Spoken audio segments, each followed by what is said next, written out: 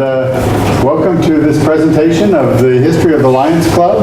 And tonight we're very lucky to have with us Lloyd Susie, who is the current president of the Fort Kent Lions Club. No. And soon to be, Oh yeah, I've been elected. I mean, soon to be the district governor for the, whatever the district is that you're in, a big district.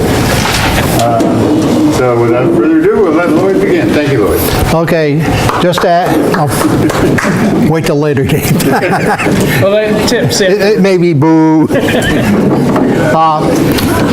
To further say what Bill said, I will be the district governor of District N1 come July 1st. We've had our convention. I've been officially elected, but until I go to Milan, Italy to take my final class and take my oath of office, I don't become officially the district governor until then. District N1 was created 11 years ago. Maine clubs used to be part of New Brunswick as well. Maine and New Brunswick formed district what they call 41-0. When the district got too big, they redistricted and combined New Brunswick with Prince Edward Island. Maine became its own district. Now they gave the border clubs the option. You can either stay with the Canadians or go with Maine. Since most clubs closest to us are in Canada, Fort Kent, Fort Fairfield, and Calais all opted to stay with the Canadians. Big reason is distance. Second way is a lot of our conventions are held in Fredericton area, which is 3 hours away. Maine just held its convention in Sugarloaf, or at Sugarloaf, 5 hours away. Last year's was in Portland, so you can see the reasoning behind it. Lions Club International, which is where I'll start, and I'll get into the Fort Kent bit. Started back in 1917 when a gentleman, a businessman by the name of Melvin Jones, got a group of business people together, seeing the social needs in the Chicago, Illinois area. Needs were not being met. Get these 20 people or so together and created, whatever you want to call it, the first Lions Club. Back then it was USA. 3 years later, a club in Windsor, Ontario joined, and it became truly an international organization. Today, there are 1.4 million members worldwide in over 200 countries. The motto for 102 years now or so has been, "We serve." They've added a little bit to it, to the point where there's a need, there's a lion. And this is what we've been operating on now for the last decade or so. Okay, 100 plus years, 1.4 million. There are 47,000 clubs throughout the world. As people will say, we are the world's best kept secret. 200 plus countries. A club, in order to be chartered as a club, technically you're supposed to have at least 20 members. Now if I go down through District N1, which is our district, there are about 30% of the clubs that used to be at 20 members, but have dropped below 20. Because they are already chartered, they kept their charter. Now, if we wanted to charter a club in this area, for example, a group of people in Clare, New Brunswick wanted to get going, or St. Francois, we can, I guess, start what they call a branch club with 5 or 6 members. Technically, they're part of our club until they reach 20. But they maintain their own meetings, they maintain their own officers, but are affiliated with the charter club. Obviously, clubs are hard to come by nowadays. They're going the other way. Fort Kent is fortunate. We're at 120 members, the largest club of N1. Closest club to us is in Riverview, New Brunswick, across the river from Moncton. They're at close, second, 87. Unfortunately, I visited a club 2 weeks ago in Heartland, New Brunswick, as part of my duties. They've got 11 members. Average age of their club probably is about 65. So you see the future where that club is going. Madawaska used to have a club.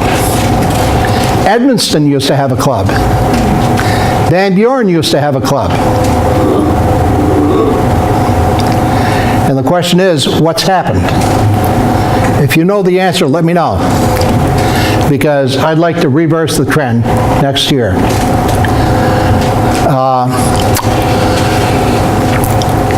Somebody mentioned a while ago, Fort Kent's club has a lot of younger members. Now, keep in mind that in a lot of clubs, being older, more experienced, veteran, whatever term you want to use, the thing that comes out the most often is we've always done it this way, and are not willing to give the younger members a chance to try their things, their projects. At one time, International said if you missed 3 meetings in a row, you were given the boot. That's been put by the wayside. With a lot of these younger members, they're not interested in going to a meeting. But if you need them for a service project, they'll be there. So it's a little different. Okay, with every project completed, every person served, we make history. The goal right now with International is to have X number of service hours to projects that we will sponsor. It can be anything from a Boy Scout barbecue like we do, where 15 members show up, multiply that by 8 hours, you've just given 120 hours.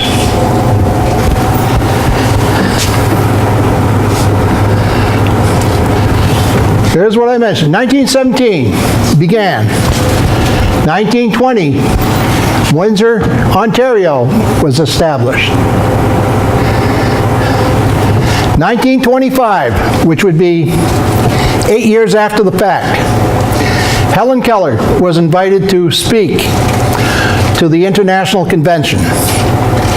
Helen Keller, as you know, is a blind person. So therefore, after the speech, Lions International took on the project that they were going to be the Knights of the Blind, that vision became our #1 concern. To bring this up to 2019, that vision has now grown into 5 major pillars. Vision being #1, and in no particular order. Hunger, environment, childhood cancer, and diabetes are now the 5 pillars of Lions International. So they're asking clubs, you know, if you're going to promote anything, promote these 5 areas. Now, I wasn't here for the Lions show, but there was supposed to be a little booth somewheres for diabetes, where they're handing out materials on diabetes. No, we decided to do that. I think we've been, as a club, also touched a little bit because one of our members has a daughter who's got pediatric cancer. So we've been directly involved with that as well. So as a result, you're out there to serve. And like I said, we're a well-kept secret. A lot of times the help will not be published for obvious reasons.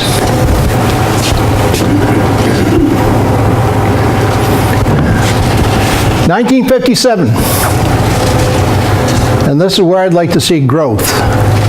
Leo's clubs were introduced. Leo's are basically a high school age Lions club. The host club that sponsors them is responsible for their activity. The challenge has gone out this year with part of my remarks, so I'd like to see Leo clubs in as many high schools in our district as possible. For those clubs that are aging, it's their future. If they don't go after them, the Kiwanis will, the Elks Club will, the Rotary will, and this is where the competition is, if you want to call it competition. At times it can be friendly. In 1968, Lions Club Foundation was created. Foundation is the part that gives out money. They collect money, but they also give out. One of our biggest contributors actually is Bill Gates. Members are also asked. This year, they're going on Campaign 100, where they're asking individual clubs to donate to help out. Of course, if there's money there are grant monies. We've got a grant in right now for the hospital with their expansion. Whether we get it or not, as I kept telling kids in the guidance office, if you don't apply for it, you're not going to get it. So, the app is there. Site First, 1990. I don't know if you can read, but the effort raises more than $346 million, and it keeps on raising. The big thing right now is in Africa with river blindness. It's a blindness caused by bacteria or whatever in the water, and that is the big thing that they're focusing on. 2017, we had our big celebration for turning 100.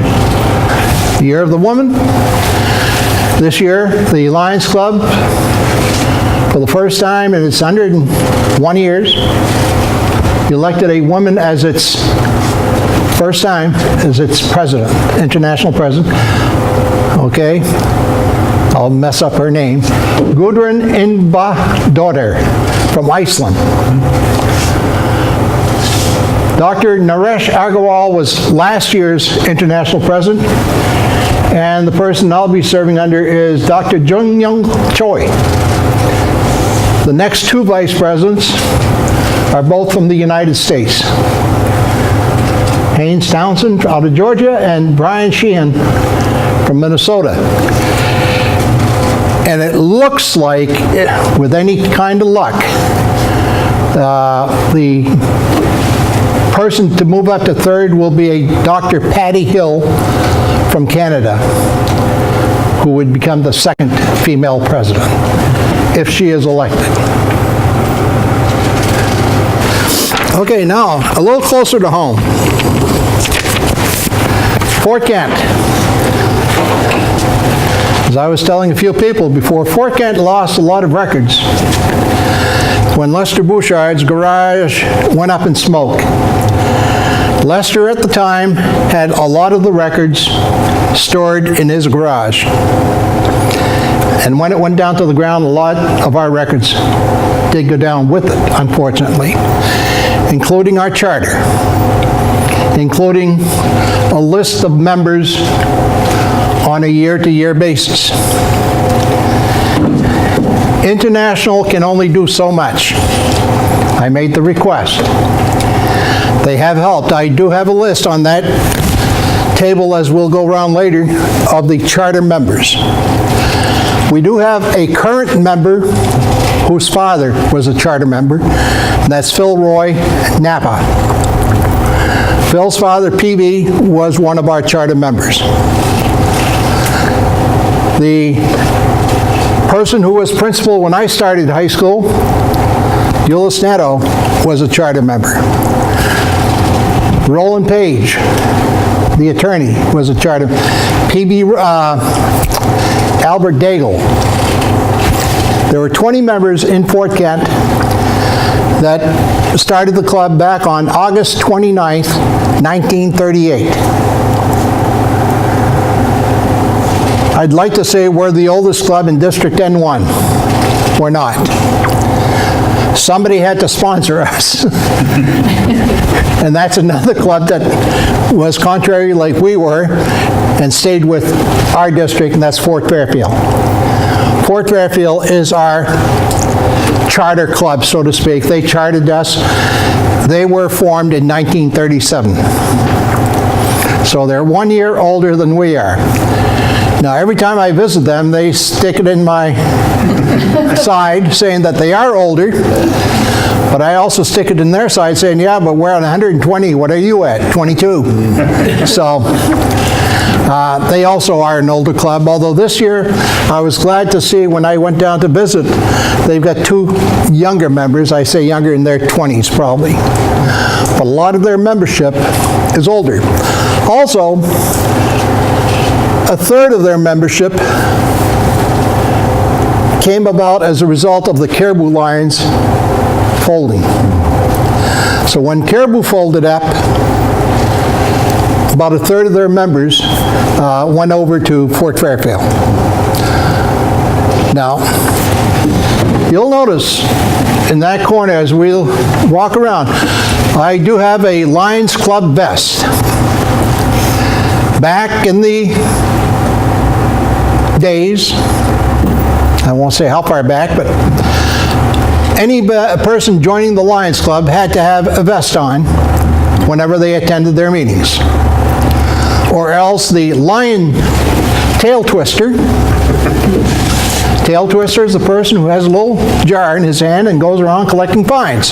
For example, if I walked into a meeting back in those days, and then still nowadays in a lot of the Canadian clubs, if I walked in and I look at Ron Haley and I say, "Hi, Ron," that would cost me a toonie because I did not say Lion Ron. They are still very formal, much more so than a lot of we are, especially in Fort Kent. Now, I've got to tell you the story. Mike Collins, God bless his soul, came down to the convention with me this year to nominate me as district governor. Well, didn't tell me what he was going to do. He had asked me to look over what he was going to say about me. I said, fine. Once he got done, he says, we have a tradition in Fort Kent. And he says, the tradition goes like this. He says, I'll ask everybody to stand. So everybody stood up. He said, we go, roar lions, roar lions, roar lions, bite, bite, bite. People are looking at me, what the heck are you doing? So he asked everybody to stand, as I said, and had him give the lions roar. After the convention, several people in different clubs came up and said, hey, that was fun. We got to bring more fun like this. You know, if you can't have fun, might as well stay home. So the fun will be coming back to the cabinet level meetings. Take my word for it. Okay, as I said, Fort Kent Club right now is probably one of the more active in terms of projects. I won't say we raise the most money. There's a few clubs that are in much better areas, much more populated areas, much better to do areas, no matter what you want to put, that can raise quite a bit of money. Although, if you come down to it, what the Lions Club in Fort Kent has done over the years is quite substantial.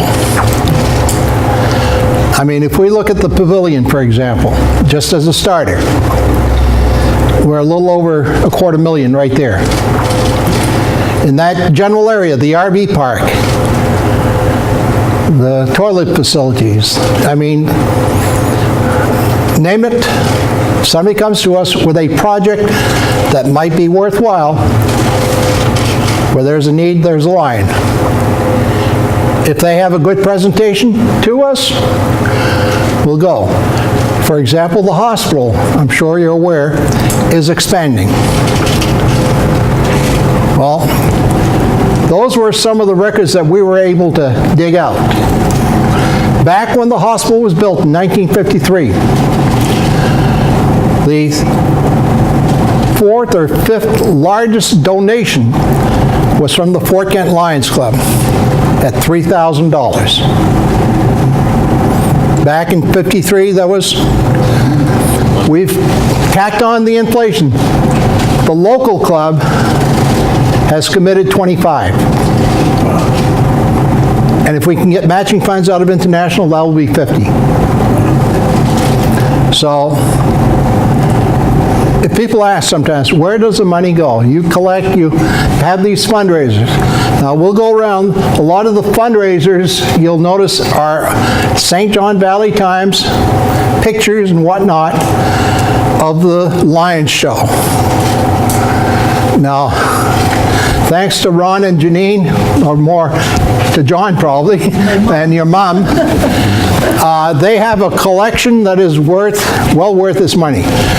Some of the pictures I've put out in hopes that nobody is too politically correct, because some of the pictures nowadays would be frowned upon. Back then, they were the actors.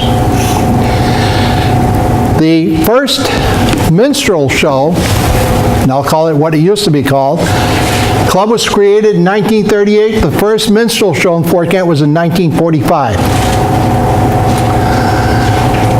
It was held on an annual basis until, Ron, help me on this one, 1982, probably?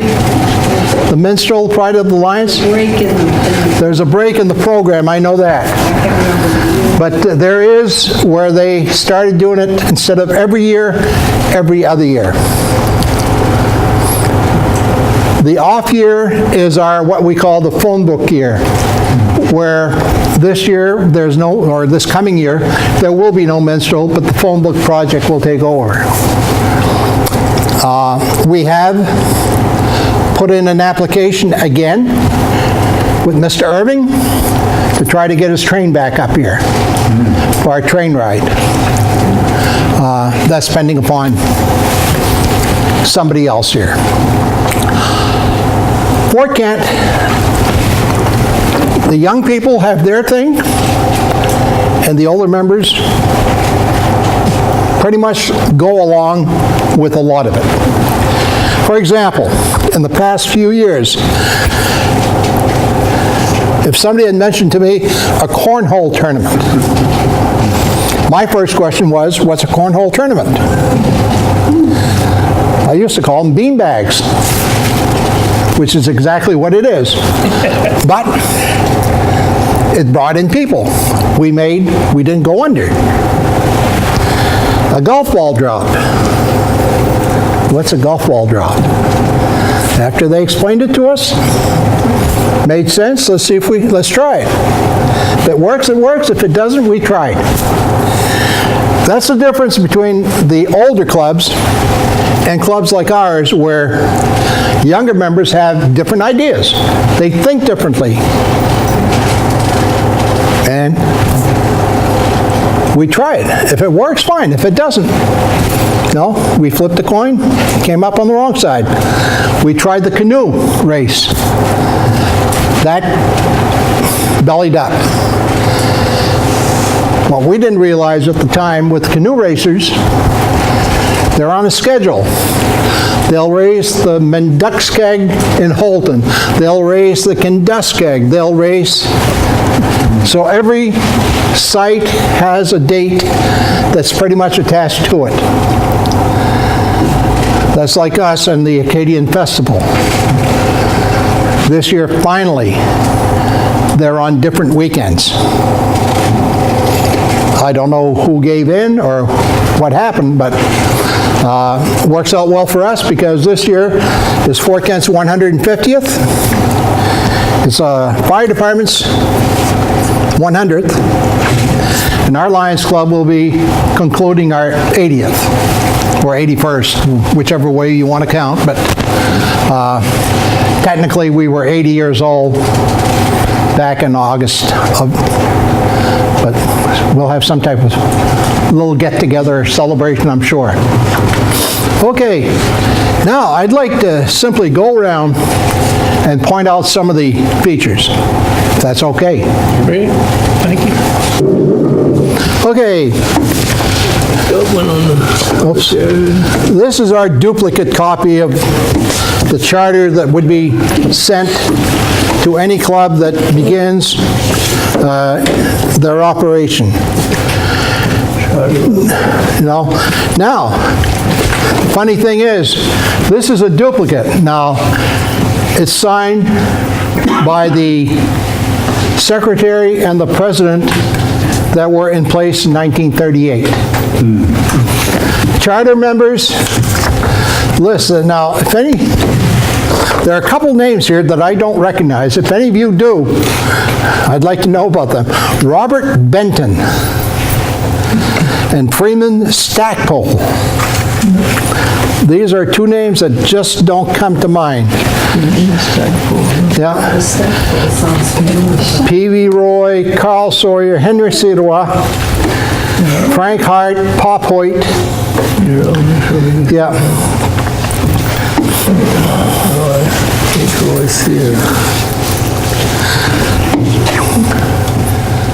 Now, I don't have these in any order. In this particular one here, 1988, which would have been our 50th anniversary. And two of our charter members were still around, Ulyss Nadeau and Frank Hart. Is it Ulyss Nadeau? Yeah, Ulyss Nadeau. Yeah. Who's the other one? Frank Hart? Frank Hart. Frank Hart, was he out of the St. John area, or was he in Fort Kent? Do you know? No, he was in Fort. In Fort Kent, okay. He worked for Escovitz until he retired Okay. in the office. Is that Dave's dad? Yeah. Dave and Tim. And, Dave and Tim and okay. Now, John. we're thinking back in 1988. One of the things here says, that year, Fort Kent had donated $20,000 for eye care. $13,000 to the Fort Kent Boy Scouts. Wow. So we are still their key sponsor. I'm sure the $13,000 includes their profits with the barbecue. Now, I know last year with the barbecue, we cooked 1,000 half chickens. And at 5:30, you're out of luck. Yep, yep. Okay, at this table, we've got the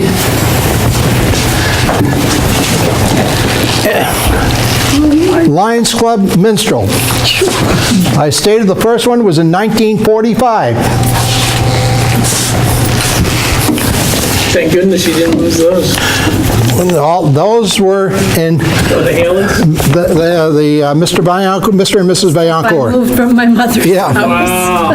Wow. Now, I was looking through the program very quickly, And I'm sure if we'd have had a skit this year named Sambo, we'd have been in trouble. You know? Even more in trouble is they named who Sambo was.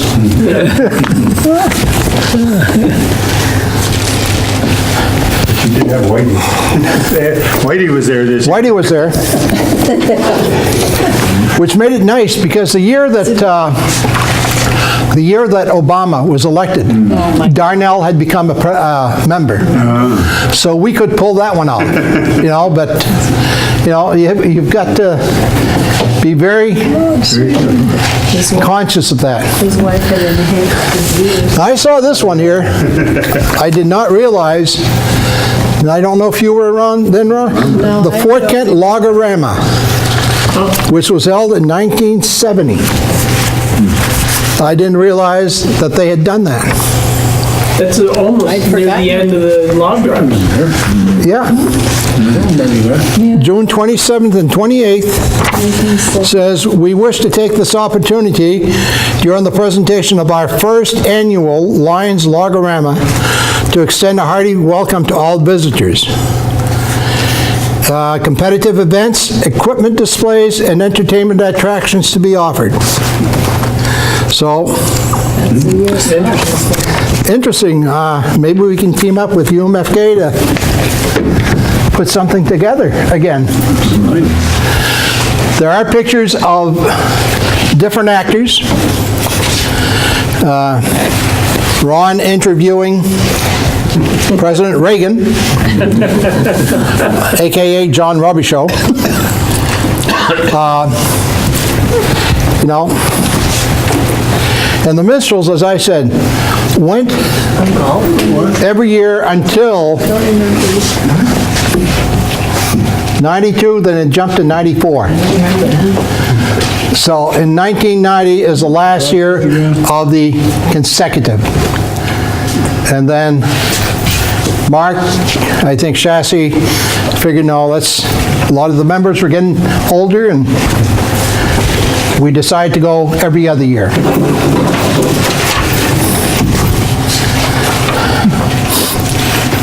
I don't recognize any of the actors here.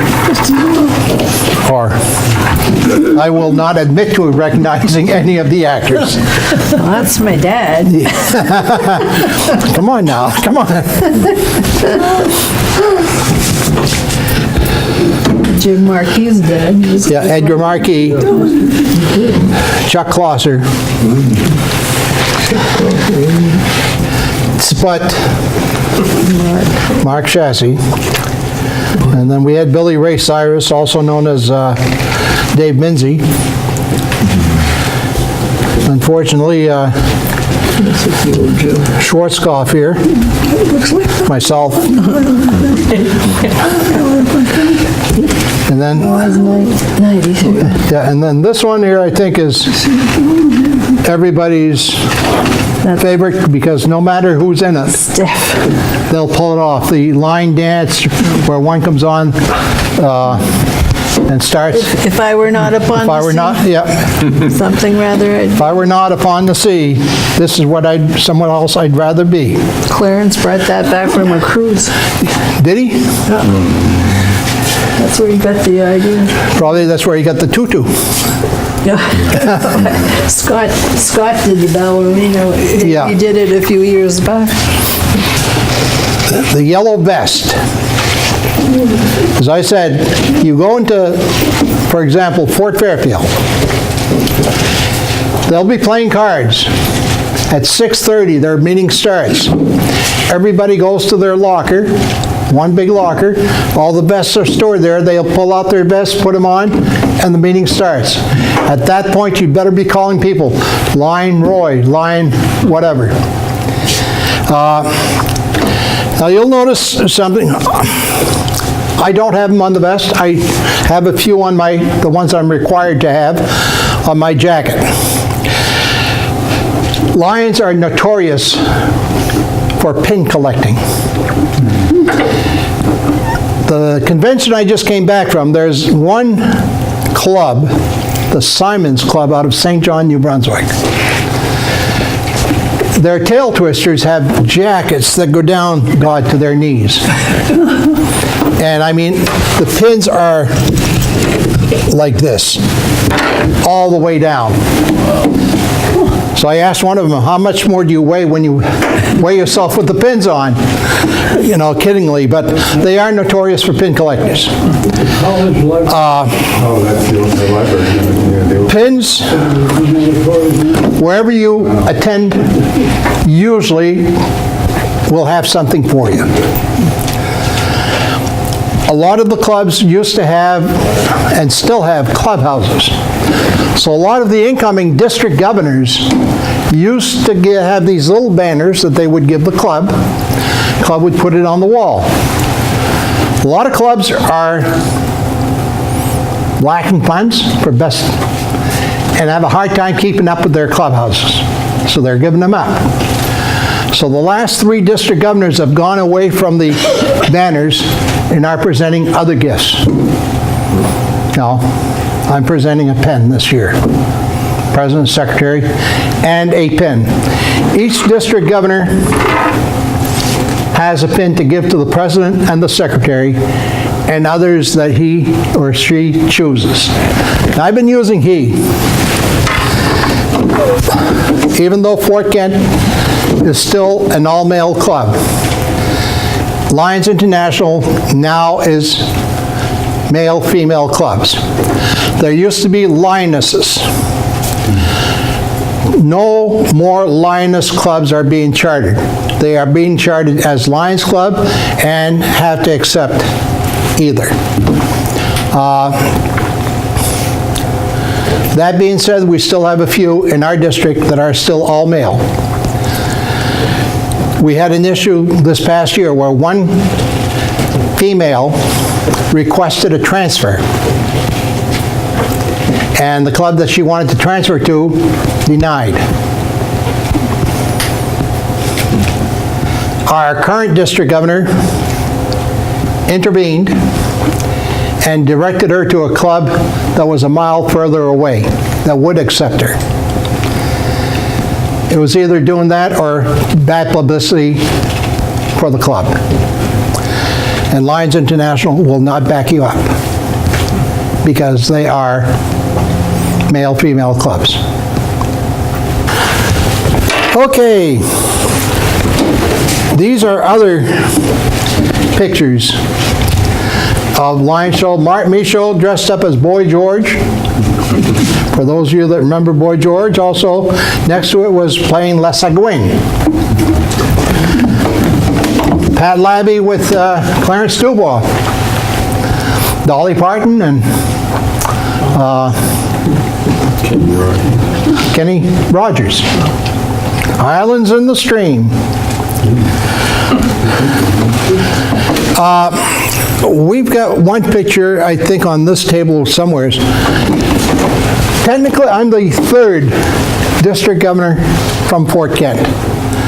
Pop Hoyt was the first.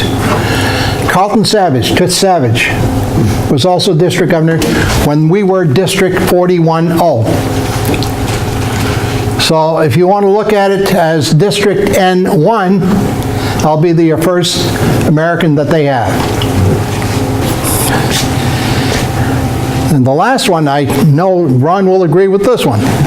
The last person out of Fort Kent to seek higher office was Toots Savage, I believe, yeah, before myself.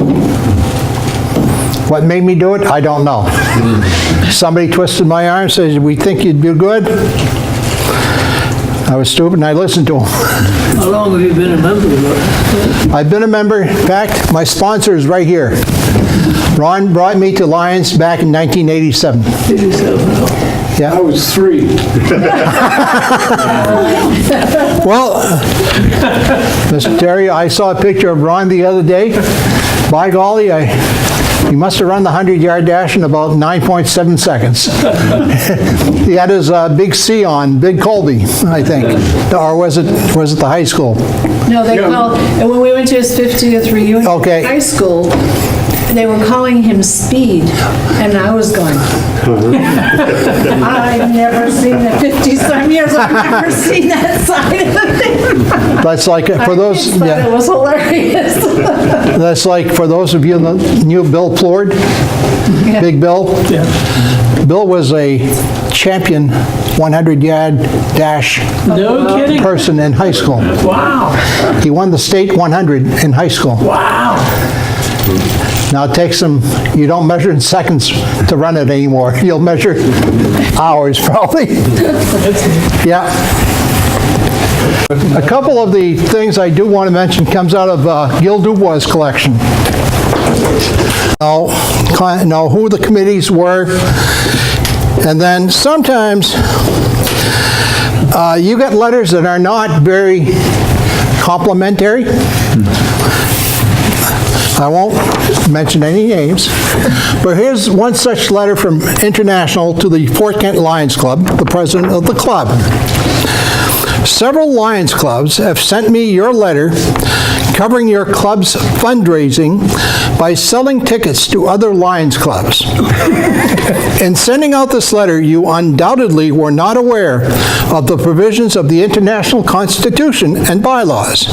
Article 13, Section 4, which covers the subject and which reads as follows: no Lions Club or member of any Lions Club shall solicit funds from any other Lions clubs for any purpose whatsoever.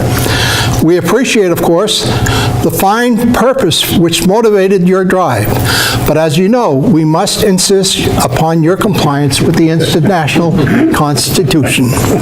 Respectfully yours. It's not bad, it's just information. It was just, no, that somebody didn't know.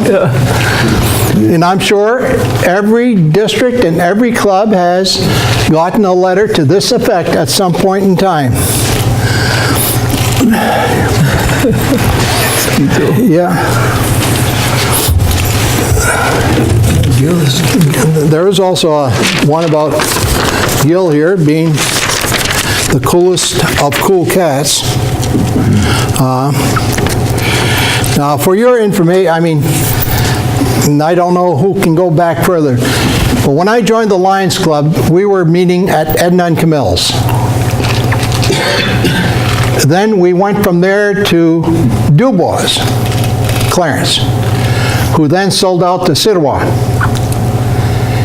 And when Henry closed up, we went to the Swampbuck, where we still meet every other Tuesday, starting in September. And usually first couple of weeks in May is our last installation. We've gotten to the point where the installation has gotten too big for the Swampbuck. So the last 4 or 5 years, we've met at the Lakeview, which can accommodate us. That's a great problem. It's a great problem, yeah. It's a problem that other clubs wish they had.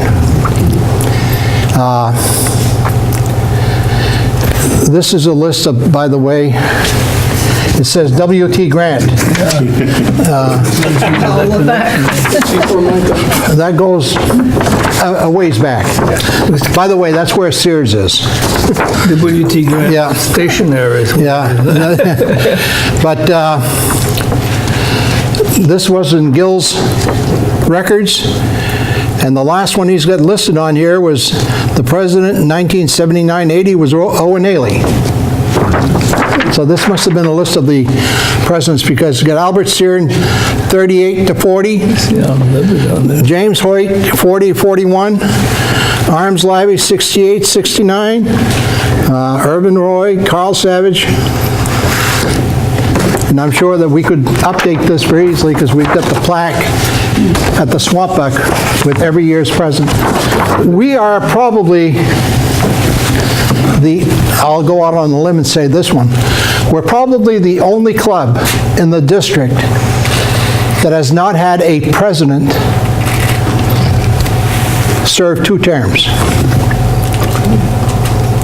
Every name on that plaque, I believe, maybe the first one because they've got 2 years, but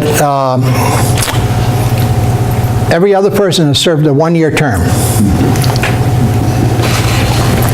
Another one of our projects I mentioned earlier is our phone book. That will be coming out this year. I won't say this is my Bible, but pretty much so. Because if I want to contact anybody in leadership in the district, in any club, this is it. And the phone book. Now, there are cupolas. I didn't realize that. How many years have you been doing that? 5, 6 years now? The phone book? No, that goes back. How many years, Ron, the phone book? Well, it was going on when I joined. Yeah. Every other year. Yeah. Other than that, folks, feel free to roam around. If you have any questions, I'll try to answer. Projects that we've done. Okay. I'll start with the show. Okay? Probably the phone book is our biggest fundraiser. The show, the Boy Scout barbecue, that we don't make any money because any proceeds that is made off there, the Scouts they do the work. We cook the chicken, we'll cook the corn, they sell the tickets, they serve the meal, it's all their profit. The Christmas tree, we've been doing for years. In fact, lights came down today. I saw them today. I also sent Chris a message that the star at the top, a few years ago, we lost. The town said that somebody had picked it up, and we thought the town had picked it up, and anyway, we built a new one. So I stopped in before coming over here, told Chris that the star was in back of my house for him to pick up. The lights will have to be replaced next year. And with the last 2 windstorms, I'd say out of 24 strings up there, I dare say 22 of them were broken. Pulled apart and all the stretched. The street lights that we put up, we've done the ATV poker runs. We do twice a year. We've got one coming up in June, early June, and the second one usually is September. The cornhole tournament that we've picked up. The mother-son dance. The KC sponsors father-daughter. We do the mother-son. Any other questions? Well, I want to thank you. Thank you very much. very much. Awesome.